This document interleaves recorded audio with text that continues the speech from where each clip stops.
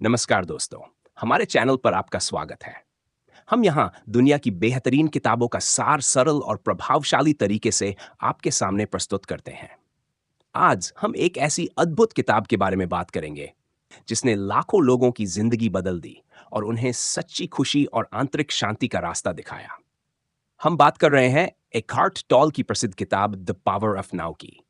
ये किताब हमें यह सिखाती है कि अगर हम वर्तमान पल में जीते हैं तो हम अपने जीवन को नई ऊर्जा और सुकून से भर सकते हैं। आज के तेज रफ्तार वाले जीवन में जहां हमारा मन या तो अतीत की चिंता में डूबा रहता है या भविष्य की सोच में उलझा रहता है, द पावर ऑफ नाउ हमें मियाँ को समझने का एक नया दृष्टिकोण देती है। इस वीडियो में हम आपको बताएंगे कि कैसे वर्तमान क्षण में जीने से हम मानसिक तनाव को खत्म कर सकते हैं, क्यों वर्तमान में रहना ही सच्ची खुशी और सफलता की कुंजी है, और कैसे आप अपने विचारों को नियंत्रित करके जीवन में शांति और संतुलन पा सकते हैं। साथ ही हम ये भी जानेंगे कि जीवन में सच्चा आध्यात्मिक जागरण कैसे संभव है। अगर आप भी तनाव मुक्त, सुकून भरी और खुशहाल जिंदगी जीने का तरीका ढूंढ रहे हैं, तो ये वीडियो आपके लिए है। हमने इस किताब के विचारों और संदेशों को सरल हिंदी में समझाने के लिए इसे खास आपके लिए तैयार किया है। तो दोस्तों, वीडियो को अंत तक जरूर देखें, क्योंकि इसमें ऐसे अनमोल पाठ हैं जो आपके जीवन को बदल सकते हैं। अगर आपको हमारा प्रयास पसंद आए तो वीडियो को लाइक करें, अपने दोस्तों और परिवार के साथ शेयर करें और हमारे चैनल को सब्सक्राइब करना न भूलें। अब बिना देर किए चलिए शुरू करते हैं द पावर ऑफ नाउ के सफर को और जानते हैं कि कैसे हम वर्तमान में रहकर अपने जीवन को नई दिशा दे सकते हैं। लेखक एकार्ट टॉल अपनी जिंदगी में अधिकांश समय उदासी और तनाव का सामना कर रहे थे। जब वे 29 साल के थे तो अक्सर आधी रात में उनकी नींद टूट जाया करती थी। उन्हें अपनी जिंदगी बिल्कुल बेकार लगती थी। ऐसा लगता था जैसे अब जीने का कोई मतलब नहीं रह गया है। रात के अंधेरे में वे दूर से आती एक ट्रेन की आवाज सुनते थे और महसूस करते थे कि जिंदगी में अब किसी भी चीज से उन्हें कोई प्यार या लगाव नहीं बचा। ऐसी स्थिति में उनके दिल में केवल एक सवाल उठता था, क्यों मैं इस तरह निराश होकर जी रहा हूं? एकार्ट की नींद कई बार आधी रात को टूट चुकी थी, लेकिन वह रात सबसे डरावनी थी। उस रात उनके मन में एक भयंकर तूफान उठा और वह सब कुछ छोड़कर हमेशा के लिए कहीं खो जाने की सोचने लगे थे। उन्हें ऐसा महसूस होने लगा था कि वे किसी ऐसी जगह पर जाना चाहते थे जहां से कभी कोई वापस नहीं आता। वह पूरी तरह से गहरे उदासी में डूब चुके थे और उनके पास कोई ऐसी चीज नहीं थी जो उनके मन के खालीपन को भर सके। ना परिवार, ना दोस्त, ना काम। वे उस अंधेरे की ओर बढ़ते जा रहे थे जो उन्हें अपनी ओर खींच रहा था। अगली सुबह जब एकार्ट की नींद खुली तो उन्हें विंडो के बाहर एक छोटी सी चिड़िया की चहचहाहट सुनाई दी। यह आवाज उन्हें पहले कभी नहीं सुनाई थी। उन्होंने धीरे से आंखें खोली और विंडो से आती सूरज की हल्की रोशनी को महसूस किया। गर्मी से ओतप्रोत ये लाइट उनके चेहरे पर पड़ रही थी और अचानक उन्हें सब कुछ अच्छा लगने लगा। उनकी आंखों में आंसू थे और उन्होंने अपने चारों ओर देखा। कमरे की हर चीज अब उन्हें नई लगने लगी थी। पहले कभी उन्होंने इन चीजों पर ध्यान नहीं दिया था। पहली बार उन्हें अपनी जिंदगी में नया एहसास हुआ। उस दिन से उन्होंने रोज पार्क जाना शुरू कर दिया। वे एक बेंच पर बैठकर चारों ओर की सुंदरता का आनंद लेने लगे। पेड़ पौधे, हवा, छोटे छोटे जानवर, सूरज की रोशनी, हर चीज उन्हें अब खूबसूरत लगने लगी। एकार्ट इस दुनिया में अकेले होकर भी खुश रहने लगे। जल्द ही लोग उनके पास आकर उनसे पूछने लगे कि उनका जीवन अचानक इतना सकारात्मक और खुशहाल कैसे हो गया। जब लोगों ने एकार्ट से पूछा, आपकी इस खुशी का राज क्या है? हम भी आपकी तरह खुश रहना चाहते हैं, हमें क्या करना चाहिए? तो एकार्ट ने जवाब दिया, खुशी तुम्हारे अंदर ही है, बस तुम्हारे दिमाग में इतना शोर है कि तुम्हें अपनी खुशियों की आवाज सुनाई नहीं देती। धीरे धीरे एकार्ट को यह एहसास हुआ कि वह जैसे किसी आध्यात्मिक गुरु की तरह बात करने लगे हैं। उन्होंने पूछा, क्या चीज तुम्हें परेशान कर रही है? क्या तुम्हारे मन में कुछ चल रहा है? क्या तुम भविष्य की चिंता में डूबे हो? क्या अतीत के पछतावे से तुम्हें शांति नहीं मिल रही? क्या तुम कह सकते हो कि तुम पूरी तरह से एक समृद्ध जीवन जी रहे हो? क्या कभी ऐसा हुआ है जब तुम्हारे मन में कोई चिंता न हो? क्या कभी ऐसा हुआ है जब तुमने केवल आज के बारे में सोचा हो? इस किताब में आप ये सीखेंगे कि कैसे वर्तमान में जीकर आप अपनी जिंदगी को और इस खूबसूरत दुनिया को सराह सकते हैं। जीवन के हर कष्ट और दर्द को दूर करने का एक तरीका है, और यह तरीका आपके भीतर ही है। आपके डर और गुस्से को दूर करना भी इतना कठिन नहीं है। इस किताब को पढ़कर आप सीखेंगे कि अपनी समस्याओं का सामना कैसे करें और कैसे अपने जीवन में शांति लाएं। अगर एकार्ट ने अपनी जिंदगी में यह सब कुछ सीखा और सरवाइव किया है, तो आप क्यों नहीं कर सकते? आइए अब हम इस किताब के 10 चैप्टर को ध्यान से समझते हैं। Chapter 1, you are not your mind. एक बार एक भिखारी था जो 30 सालों से फुटपाथ पर रह रहा था। एक सुबह जब एक अजनबी वहां से गुजरा, तो भिखारी ने अपनी बेसबॉल की टोपी उसके सामने रखकर पूछा, सर, क्या मुझे कुछ पैसे मिल सकते हैं? अजनबी ने जवाब दिया, मेरे पास पैसे नहीं हैं। फिर अजनबी ने नोटिस किया कि भिखारी एक पुरानी बॉक्स पर बैठा था। उसने भिखारी से पूछा, यह क्या है?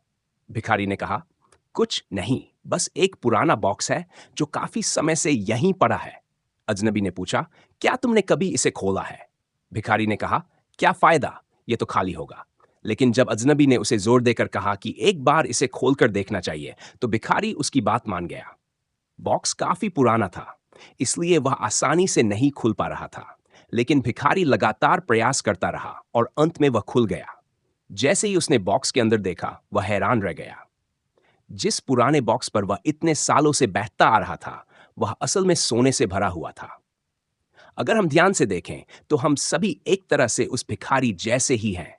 हम बाहर की दुनिया में खुशियों की तलाश करते हैं, लेकिन कभी अपने अंदर झांकने की कोशिश नहीं करते। हम सबको प्यार और सुरक्षा की आवश्यकता है, लेकिन हम ये भूल जाते हैं कि हमारे अंदर ही एक अनमोल खजाना छिपा हुआ है। एक ऐसा खजाना जिसे कोई और हमें नहीं दे सकता। तो असली खजाना क्या है? असली खजाना है अपने भीतर की शांति को महसूस करना, अपनी असली पहचान को स्वीकार करना और अपने जीवन के इस पल में खुश रहना। जब हम अपने वर्तमान में खुश रहते हैं, तो हम सच्ची शांति और संतोष पा सकते हैं। यही असली संपत्ति है। अगर हम आज में खुश हैं, तो हम वाकई खुश रहेंगे, क्योंकि न तो भविष्य की चिंता होगी और न ही अतीत के पछतावे की। असली सोना आपके अंदर ही है, बस एक बार अपने अंदर झांक कर तो देखिए।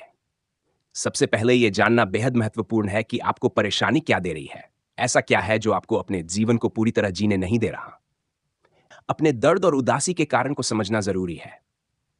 सोचिए, अगर इस दुनिया में इंसान न होते, तो क्या होता? केवल जानवर और पेड़ पौधे होते? क्या तब भी कोई अतीत या भविष्य होता? क्या तब समय जैसी कोई चीज होती? क्या पेड़ पौधों या जानवरों के पास ये सवाल होते कि क्या टाइम हो रहा है या आज कौन सा दिन है? असल में पेड़ पौधे और जानवरों के लिए समय का कोई मायने नहीं है। उनके लिए केवल आज और अभी है। वे अपने वर्तमान में जीते हैं। सोचिए कितना अद्भुत होता अगर हम भी बिना किसी पछतावा और चिंता के सिर्फ अपने वर्तमान में जीते, बिना किसी डर या परेशानी के जीवन को जीना। यही असली आनंद है, अपने वर्तमान में जीना, जो हम अक्सर भूल जाते हैं। हम अतीत के बोझ और भविष्य की चिंता में फंसे रहते हैं और इस क्षण को जीने से चूक जाते हैं। लेकिन क्या यह संभव है? हम इंसान हैं और हम चाहकर भी अपने अतीत को पूरी तरह नहीं भूल पाते। हमारा मन हमें भविष्य की चिंता में घेर लेता है और यही हमारी दुखों की असल वजह है। हम खुद ही उदासी और चिंता को अपने जीवन में आमंत्रित करते हैं। अब आप कह सकते हैं, वर्तमान में तो कुछ अच्छा नहीं है, सिर्फ दुख और परेशानियां हैं। लेकिन क्या यह सच है? हो सकता है आप अपने अतीत के प्रभाव में आकर ऐसा कह रहे हो, लेकिन आपको अतीत को छोड़कर वर्तमान पर ध्यान केंद्रित करना होगा। जैसा भी आज है, उसे स्वीकार करें। अपने आज को सुधारें, उसे दुश्मन नहीं, बल्कि एक दोस्त समझें। जब आप इसे अपनी लाइफ का हिस्सा मानेंगे और सुधारने की कोशिश करेंगे, तो यह आपके जीवन को पूरी तरह बदल सकता है। Chapter 3, moving deeply into the now. क्या आपने कभी सोचा है कि लोग कार रेसिंग या माउंटेन क्लाइंबिंग जैसी गतिविधियां क्यों पसंद करते हैं? इसका कारण यह है कि उन्हें लगता है कि वे वर्तमान क्षण में जी रहे हैं। यह एक दिलचस्प बात है कि लोग अपनी वर्तमान स्थिति को महसूस करने के लिए किसी विशेष गतिविधि में भाग लेते हैं। यही वजह है कि लोग खुशी के मौके तलाशते रहते हैं। एक बार एक जैन मास्टर ने अपने छात्रों से पूछा, इस वक्त आपको किस चीज की कमी महसूस हो रही है? सभी छात्र सोच में पड़ गए कि इसका जवाब क्या हो सकता है। सब शांत होकर जवाब ढूंढने लगे, और यह वही चीज थी जो शोर में नहीं मिलती, शांति। कभी कभी आपको शांति महसूस करने के लिए ऊंचे पहाड़ों पर चढ़ने की जरूरत नहीं है। जब आप काम पर जाते हैं या शहर की सड़कों पर चलते हैं, तो आपने रास्ते में बहुत से पेड़ पौधे देखे होंगे। इन पेड़ पौधों को आप शायद ही कभी नोटिस करते हैं, क्योंकि हम अक्सर अपनी परेशानियों में उलझे रहते हैं। लेकिन अगर कभी मौका मिले, तो इन पेड़ों के पास कुछ पल शांति से बैठकर आराम करें, या अपनी खिड़की से बाहर किसी पेड़ को ध्यान से देखें। आप देखेंगे कि ये पेड़ कितने हरे और रंग बिरंगे हैं। ये आपके घर या दफ्तर के आसपास की किसी इमेज से बिल्कुल अलग महसूस होगा। कुछ समय के लिए ही सही, इन लम्हों को महसूस करें, पेड़ों की ताजगी में सांस लें, और आप पाएंगे कि आपका मन शांत हो गया है। जो समस्याएं कुछ वक्त पहले आपके दिमाग में थीं, वे सब अब एक पल के लिए भुला दी गई हैं। इस तरह का शांति का एहसास आपके अंदर फैल जाएगा। कभी कभी हम सोचते हैं, काश मैं यहां से कहीं दूर होता, या कभी तो कोई ऐसा मौका आए जब मैं खुश रह सकूं। दरअसल इस वक्त आप अपने जिम्मेदारियों से भागना चाहते हैं। आपके मन में ढेर सारी बातें चल रही होती हैं, और आपको उन चीजों की चिंता सता रही होती है जिन्हें आपको हासिल करना है।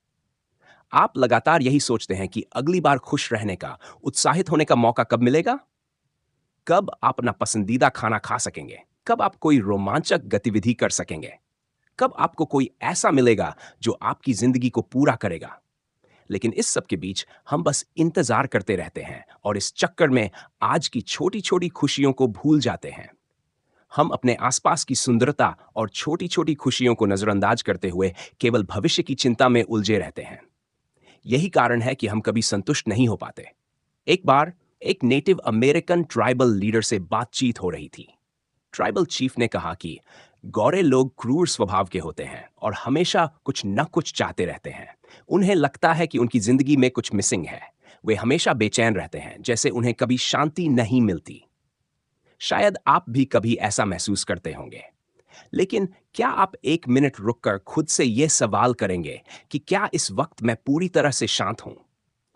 क्योंकि अक्सर हमारे विचार ही हमें नियंत्रित कर लेते हैं। अब हम आपको बताते हैं कि क्यों आपका मन आपको अपने वर्तमान को महसूस करने और उसे एंजॉय करने से रोकता है। इसका पहला कारण है रिसेंटमेंट, यानी नाराजगी, चाहे वह आपकी नौकरी, किसी इंसान या किसी काम से हो। जब आपके मन में किसी चीज को लेकर कड़वाहट या नाराजगी होती है, तो वह आपके अंदर एक बुरा एहसास छोड़ती है। कई बार ऐसा लगता है कि हम ऑफिस में बहुत ज्यादा दबाव में हैं, या कोई सहकर्मी हमें परेशान कर रहा है। ये सारी चीजें हमारे मन में बुरे विचार और नकारात्मक ऊर्जा पैदा करती हैं। लेकिन क्या इससे कोई फायदा हुआ? आप इन चीजों को लेकर नकारात्मक नहीं हो सकते। बेहतर होगा कि आप स्थिति को बदलने की कोशिश करें। जो चीज आपको परेशान कर रही है, आप उसे रोक सकते हैं। यह आपके हाथ में है कि आप उस व्यक्ति के पास जाएं और खुलकर बात करें। जो चीज आपको उत्तेजित करती है, उसे रोकने का कदम केवल आप ही उठा सकते हैं। आप खुद को नकारात्मक होने से रोक सकते हैं, और यह पूरी तरह से आपके नियंत्रण में है। यह बिल्कुल उसी तरह है जैसे आपने अपने कंधों पर कोई भारी चीज रखी हो। बस उसे उतार कर छोड़ दें। जब भी आपको नकारात्मक विचार आए, उसी पल नकारात्मकता को अपने दिल से निकाल फेंकें और एक ताजगी से शुरुआत करें। शिकायत करने के बजाय अपने दिल का बोझ उतार कर फेंक दें। वास्तव में बेकार की चीजों को अपनी जिंदगी से हटाकर स्थिति को अपने नियंत्रण में करना इतना मुश्किल नहीं है। दूसरा कारण कि आप इस पल को एंजॉय नहीं कर पाते, वह है अवधि की कमी। अगर कोई स्थिति आपको दुखी करती है, तो आप उसे बदल सकते हैं या स्वीकार कर सकते हैं। आप अपनी गलतियों से भी काफी कुछ सीख सकते हैं। हमारे पास 3 विकल्प हैं: छोड़ना, बदलना या स्वीकार करना। आप किसी स्थिति को या तो स्वीकार कर सकते हैं, जैसा कि कई लोग करते हैं जिनके लिए भविष्य में खुशी की उम्मीद रहती है। लेकिन जो आपके पास है, उसके लिए भगवान का धन्यवाद करें, तभी आप वास्तविक खुशी प्राप्त कर पाएंगे। कल्पना करें, आप किसी लाइन में खड़े हैं और अचानक आपको पीछे से लोगों का शोर सुनाई देता है। लोग शिकायत कर रहे हैं, इरिटेट हो रहे हैं और नकारात्मक कर रहे हैं, लेकिन आप शांत रहते हैं। जब काउंटर पर आपका नंबर आता है, तो अटेंडेंट कहता है, मुझे खेद है, आपको इंतजार करना पड़ा। और आप कहते हैं, कोई बात नहीं, मुझे इंतजार करने में कोई समस्या नहीं हुई, मैं तो बस इसका आनंद ले रहा था। चैप्टर 5, वर्तमान की स्थिति। अब अपनी आंखें बंद करें और ध्यान केंद्रित करने की कोशिश करें। खुद से पूछें, मेरा अगला विचार क्या होगा? खुद को अगले विचार के लिए तैयार रखें जो आपके मन में कभी भी आ सकता है। जैसे कोई बिल्ली चूहे की जाल में फंसी होती है, ठीक वैसे ही हम भी अपने विचारों के जाल में फंस जाते हैं। आप देखेंगे कि जब कोई नया विचार आपके दिमाग में आता है, तो आप पूरी तरह से सतर्क होते हैं, क्योंकि आप प्रेजेंस की अवस्था में होते हैं।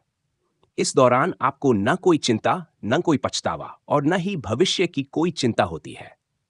मगर जैसे ही आपकी सतर्कता कम होती है, आपका ध्यान भटकता है और शांति भंग हो जाती है। फिर आपका दिमाग फिर से अराजकता में डूब जाता है और आप अपने दैनिक जीवन में लौट आते हैं। जेन मास्टर्स अपने छात्रों को प्रेजेंस सिखाने के लिए एक लकड़ी की छड़ी लेकर उन्हें अचानक पीछे से हमला करते थे। यदि कोई छात्र ध्यान केंद्रित नहीं कर रहा होता, तो वह प्रतिक्रिया करता। लेकिन जो छात्र पूरी तरह से सतर्क होता, उसे मास्टर की उपस्थिति का एहसास पहले हो जाता। वह पहले से ही तैयार रहता था और किसी भी अप्रत्याशित स्थिति से खुद को बचा लेता था। अगर आप वर्तमान में और पूरी तरह से सतर्क नहीं रहेंगे, तो आपके विचार आपको खींचते रहेंगे, जैसे नदी में बहती लकड़ी। डीपली रूटेड का मतलब है अपनी बॉडी और मस्तिष्क पर पूर्ण नियंत्रण। इसका मतलब है अपनी परिस्थितियों से पूरी तरह अवगत रहना और अपनी अंदरूनी शक्ति को महसूस करना। अब एक बार फिर अपनी आंखें बंद करें और आराम से बैठें। गहरी सांस लें और अपनी बॉडी को मन की आंखों से महसूस करें। हर सांस के साथ अपने सीने को ऊपर नीचे होते हुए देखें। क्या आप महसूस करते हैं कि आप इस पल में जी रहे हैं? क्या आपने अपनी बॉडी की शक्ति महसूस की? क्या आपको एहसास हुआ कि आप एक अद्वितीय ऊर्जा के स्रोत हैं? जब आप इस अभ्यास को करेंगे, तो आपको एहसास होगा कि आपकी बॉडी कितनी मजबूत और असीमित है। हमारी आंतरिक शक्ति का कोई अंदाजा नहीं लगा सकता। सभी धर्मों, चाहे वे पश्चिम के हों या पूर्व के, हमें यह सिखाते हैं कि हमें अपनी शारीरिक इच्छाओं से दूर रहकर आत्मा की गहराइयों में उतरना चाहिए। कुछ धार्मिक अभ्यास हमारे शारीरिक सुखों से परे जाकर हमें हमारी आंतरिक शक्ति को महसूस करने की प्रेरणा देते हैं। यह प्रैक्टिस हमें जागरूकता की ओर मार्गदर्शन करती है, लेकिन यह स्थायी रूप से नहीं होता, क्योंकि कभी न कभी हमें फिर से अपने शरीर की ओर लौटना पड़ता है। असली परिवर्तन शरीर से दूर जाने में नहीं, बल्कि उसे स्वीकारने में है। जब हम अपनी आंतरिक शरीर को समझते हैं, तो हमारा इम्यून सिस्टम भी मजबूत रहता है, क्योंकि हम अपने भीतर के हर पहलू से अवगत होते हैं। इस जागरूकता के साथ हम बुरी आदतों से बच सकते हैं और नकारात्मक प्रभावों से भी मुक्त रहते हैं। गुस्सा, डर या अवसाद जैसी भावनाओं से खुद को बचाना आसान हो जाता है। कल्पना करें, आप एक नदी की तरह हैं जो ब्रह्मांड से बहकर उसमें वापस लौट जाती है। जब हम अपनी आंतरिक शरीर में गहराई से उतरते हैं, तो हम इस ऊर्जा के साथ एकजुट हो जाते हैं। ये ऊर्जा शांतिपूर्ण होती है, जैसे बिना हिचकिचाहट के बहती हुई नदी। जब आप बिना किसी सपना के गहरी नींद में होते हैं, उस समय आप अप्रकटित अवस्था में होते हैं, जो शांति से भरी लेकिन ऊर्जा से पूर्ण होती है। अप्रकटित अवस्था वही है जो इस पल को प्रदर्शित करती है। ये एक ऐसी स्थिति है जहां समय की कोई अवधारणा नहीं होती। हम भौतिक दुनिया में समय के द्वारा सीमित हैं, लेकिन कालातीत होना ही वास्तविक सुख है। एक ऐसी अवस्था जहां केवल शांति है और आप सभी बंधनों से मुक्त हैं।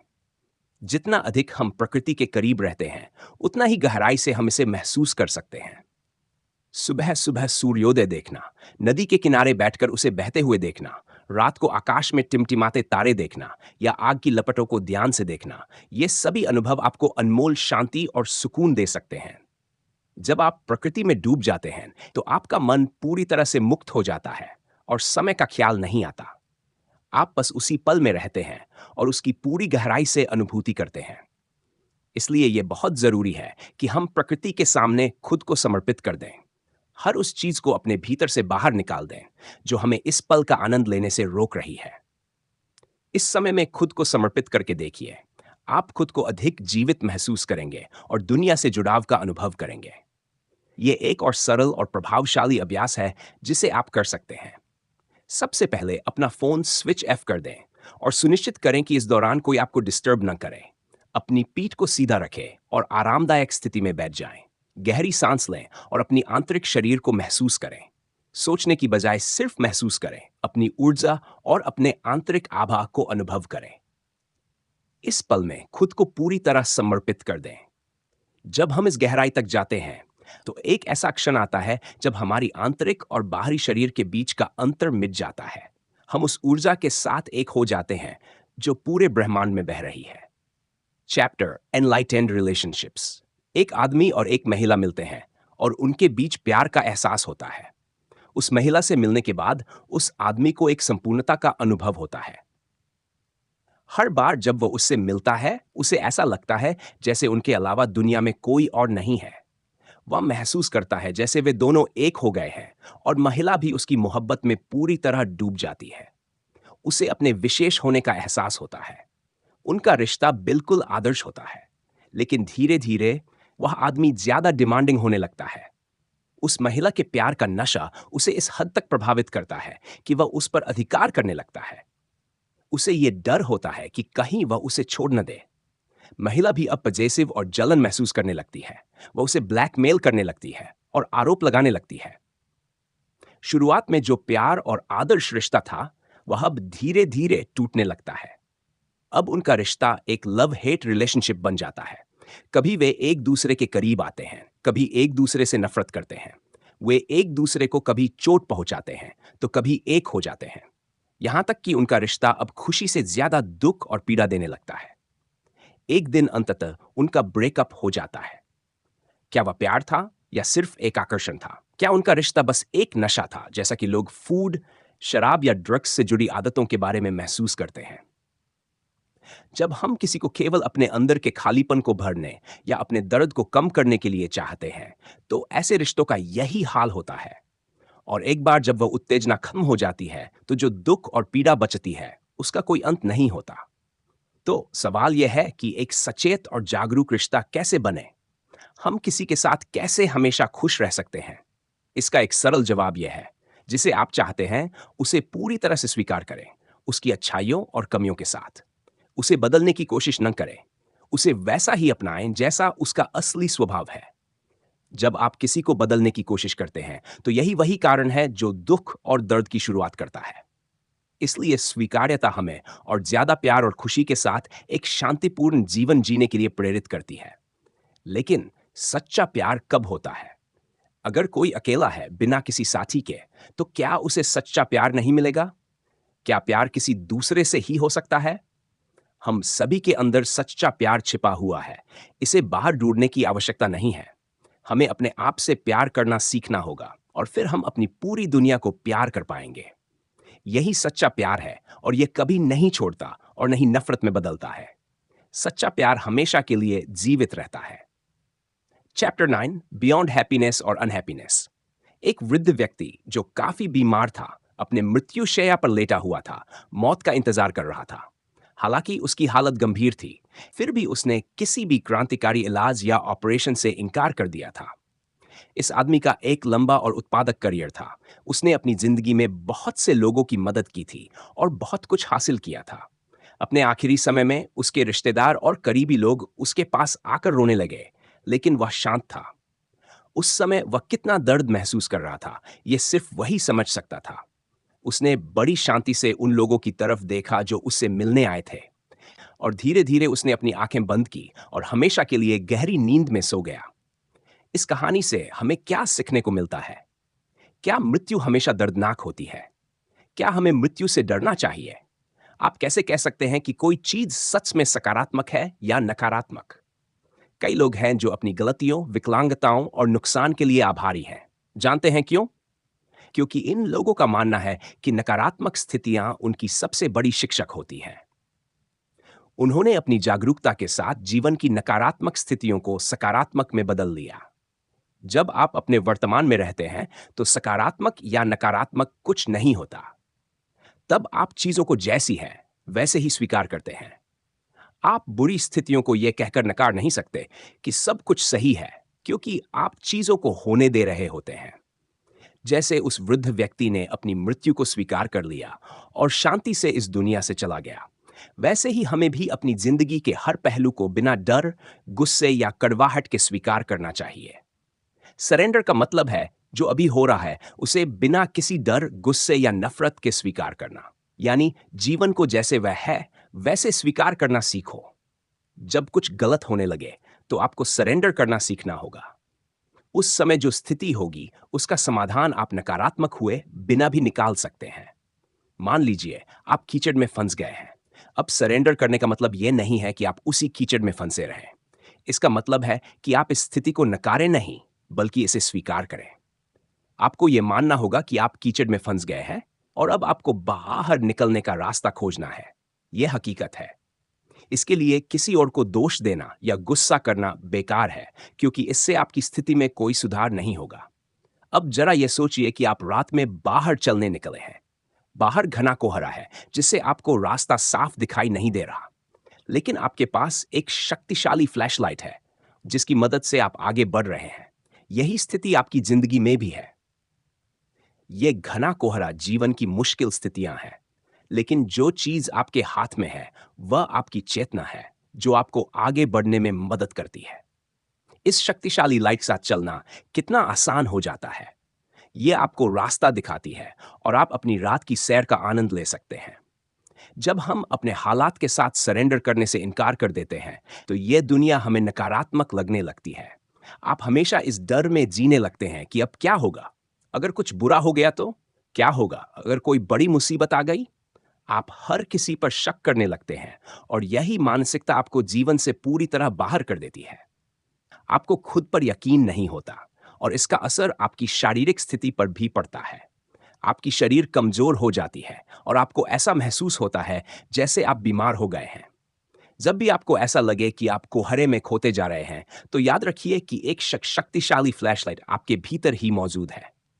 आप शायद ये कहें कि जीवन में इतनी सारी समस्याएं हैं, सिर्फ लेकिन हम आपको यही सलाह देंगे कि आप सिर्फ उस पर ध्यान केंद्रित करें जो इस समय आपके सामने है। यानी अपने आज पर ध्यान लगाए, उसे पूरी तरह से स्वीकार कीजिए और फिर उस पर कार्रवाई कीजिए। सरेंडर का विरोध रेजिस्टेंस विरोध होता है। गुस्सा, पछतावा और डर जैसी भावनाएं जो आपको और भी नकारात्मक बना देती हैं। इससे बेहतर है कि आप इन पर काबू पाएं और इन नकारात्मक भावनाओं को खुद से दूर रखें।